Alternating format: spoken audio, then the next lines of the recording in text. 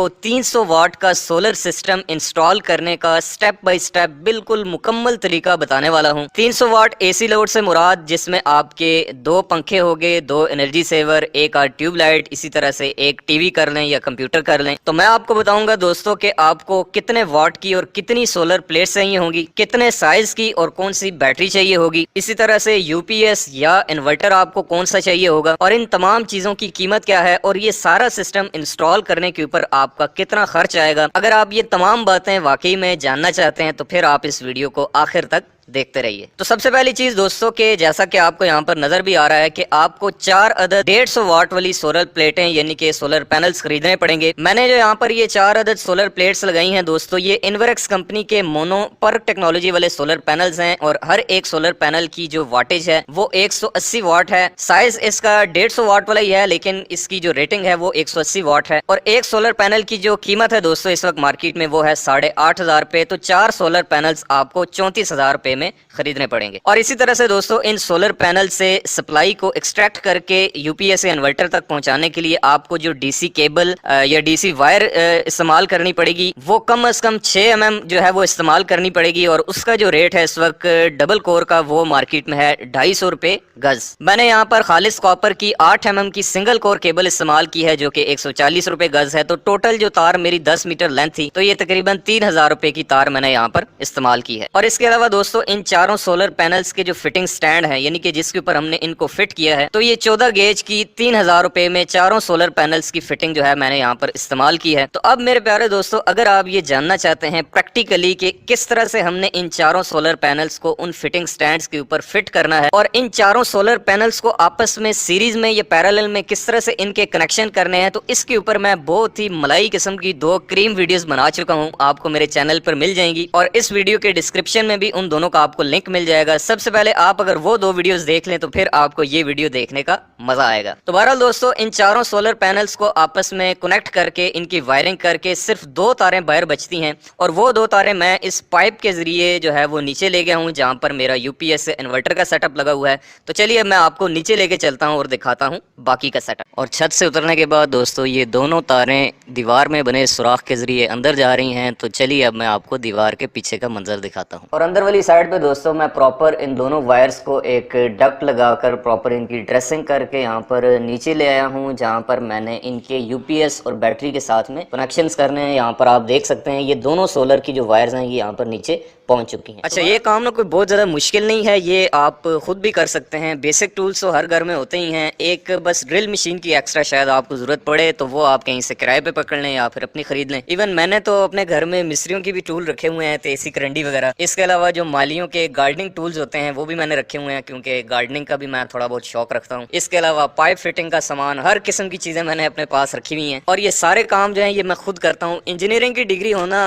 अपनी जगह है, बल्कि मेरे ख्याल में तो अगर आपके पास इंजीनियरिंग की या एसोसिएट इंजीनियरिंग की डिग्री है और आप अपने हाथ से काम करना नहीं जानते तो मेरे ख्याल से आपकी उस डिग्री का कोई फायदा नहीं है। और मेरे ख्याल में बंदे को ऑलराउंडर होना चाहिए, उसको सारे काम आने चाहिए। तो बहरहाल दोस्तों आगे बात करते हैं यूपीएस और बैटरी की जो यहाँ पर मैंने इस्तेमाल की है। तो जो यूपीएस दोस्तों मैं यहाँ पर इस्तेमाल कर रहा हूँ वो है होमेज कंपनी का और इसका मॉडल लिखा हुआ है टिरॉन डू या ट्रॉन डू, जो भी इसको पढ़ते हैं मुझे नहीं पता। ये जो होमेज कंपनी के यूपीएस होते हैं इसमें 4 किस्म के मॉडल्स आते हैं मार्केट में। 2 जो हैं वो 12 वोल्ट वाले होते हैं और 2 जो हैं वो 24 वोल्ट वाले होते हैं। तो ये वाला जो मॉडल है दोस्तों यूपीएस का ये 1000 वाट वाला हाइब्रिड यूपीएस है। हाइब्रिड का मतलब ये है कि इसी के अंदर चार्ज कंट्रोलर भी बिल्ट इन है, यानी कि इसी के अंदर हम वापडा भी अटैच करेंगे और इसी के साथ यहाँ पर सोलर की तारें भी लगा देंगे। अलग से हमें चार्ज कंट्रोलर लगाने की जरूरत नहीं पड़ेगी। एक इससे छोटा भी आता है 800 वाट वाला, लेकिन ये 1000 वाट वाला है और इसके अंदर आप 1000 वाट तक के सोलर पैनल्स को भी ऐड कर सकते हैं। तो इसीलिए मैं इसी के साथ में 4 सोलर पैनल्स अटैच कर रहा हूँ। और इस वक्त दोस्तों इस यूपीएस की जो प्राइस है मार्केट में वो मेरे ख्याल से 14,500 के लगभग है। तो आप इसकी जगह पे इन्वर्टर भी लगा सकते हैं। जैसा कि मैं अगर इन्वर्क्स के ही इन्वर्टर की बात करूं तो यहाँ पर लगना चाहिए 1.2 किलोवाट का इन्वर्टर, लेकिन अगर आप वो लगाते हैं दोस्तों तो उसकी प्राइस है इस वक्त तकरीबन 24,500 रुपए। अगर आपने बहुत कम लोड चलाना है यानी कि 1000 वाट के अंदर अंदर और आप पैसों की बचत करना चाह रहे हैं तो फिर मैं आपको मशवरा दूंगा कि आप यूपीएस रख लें, किसी भी कंपनी का, इको स्टार का ले लें बेशक। अच्छा उसके बाद जो बैटरी यहाँ पर दोस्तों मैंने इस्तेमाल की है वो है फिनेक्स कंपनी की TX 1800 मॉडल और ये 230 एम्पेयर आवर की बैटरी है। वैसे कैलकुलेशन के हिसाब से तो यहाँ पर फार्मूला ये होता है कि जितने वाट की आपकी सोलर प्लेट्स होती हैं उसका आधा, उसका निस्फ जो है वो आपकी बैटरी होनी चाहिए। यानी कि मेरी सोलर पैनल अगर 150 वाट के 4 हैं मिसाल के तौर पर, तो टोटल पावर बनती है 150 ज़रब 4 600 वाट। तो 600 वाट का आधा यानी कि 300 एम्पेयर आवर कम से कम जो है वो मेरी बैटरी होनी चाहिए थी, यानी कि 150 एम्पेयर आवर की 2 लगानी चाहिए थी। लेकिन चूंकि यहाँ पर बैकअप टाइम जो है वो बहुत ज़्यादा नहीं चाहिए, बहुत कम टाइम के लिए चाहिए, तो इसलिए मैंने यहाँ पर 230 एम्पेयर आवर की बैटरी ही इस्तेमाल की है। लेकिन ये याद रखें कि अगर आप 2 बैटरियाँ इस्तेमाल करते हैं 150 एम्पेयर आवर की, 300 एम्पेयर आवर की रेटिंग पूरी करने के लिए, तो फिर आपको उन दोनों को पैरेलल में जोड़ना पड़ेगा, क्योंकि आपका UPS 12 वोल्ट वाला है। अगर आपका 24 वोल्ट वाला मॉडल है तो फिर आपको दोनों को सीरीज में कनेक्ट करना होगा। तो ये जो फिनेक्स TX 1800 है दोस्तों, इस बैटरी की जो प्राइस है इस वक्त वो है तकरीबन कोई 24 से 26 हज़ार के दरमियान में। रावलपिंडी इस्लामाबाद का मैं आपको रेट बता रहा हूँ।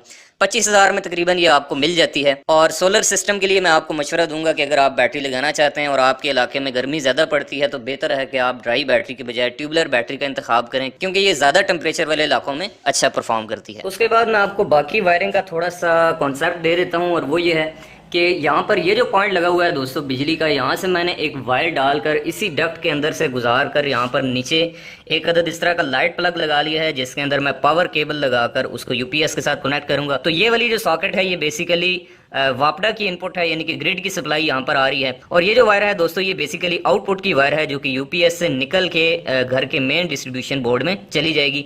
इसको भी मैंने इसी डक्ट के अंदर से गुजार कर यहाँ से बाहर ले गया हूँ, और बाहर से फिर ये वायर इस डक्ट के जरिए होती हुई यहाँ से नीचे आगे घर के बोर्ड में चली जाती है। तो चलिए दोस्तों अब आखिर में बात कर लेते हैं कि ये जो सोलर वायर्स आ रही हैं और यहाँ पर UPS भी लगा है, बैटरी भी लगी है, तो इन सारों के आपस में कनेक्शन किस तरह से होने हैं। बिल्कुल थोड़े से आसान से कनेक्शन है, आप खुद भी कर सकते हैं। मैं आपको उसका तरीका बता देता हूँ। उसमें जो सबसे पहला स्टेप है दोस्तों वो ये है कि जब आपके पास सोलर वायर्स आ जाती हैं सोलर पैनल से और आपने उनको इन्वर्टर या UPS के साथ लगाना होता है, तो सबसे जो पहली चीज आपने यहाँ पर अटैच करनी है दोस्तों वो है एक इस तरह का DC सर्किट ब्रेकर। ये आप मेरे हाथ में देख सकते हैं कि ये ऊपर लिखा भी हुआ है 63 एम्पेयर का ये सर्किट ब्रेकर है, और इसके ऊपर ये DC लिखा हुआ है। यहाँ पर आपने एक चीज़ का ख्याल रखना है कि बिल्कुल इसी शेप में AC सर्किट ब्रेकर भी आते हैं जो आपके घर के मेन डिस्ट्रीब्यूशन बोर्ड में जो है वो लगते हैं। तो शेप देखने में बिल्कुल और साइज बिल्कुल इनका एक जैसा होता है, लेकिन एक DC सर्किट ब्रेकर में और AC में फ़र्क यही होता है कि इसके ऊपर आप देख सकते हैं, ऊपर देखें पॉजिटिव और नेगेटिव टर्मिनल्स की आइडेंटिफिकेशन भी दी हुई है। और आपने इस तरह का AC वाला सर्किट ब्रेकर सोलर पैनल्स के साथ नहीं लगाना, बल्कि इस तरह का एक DC सप्लाई पे चलने वाला DC सर्किट ब्रेकर आपने यहाँ पर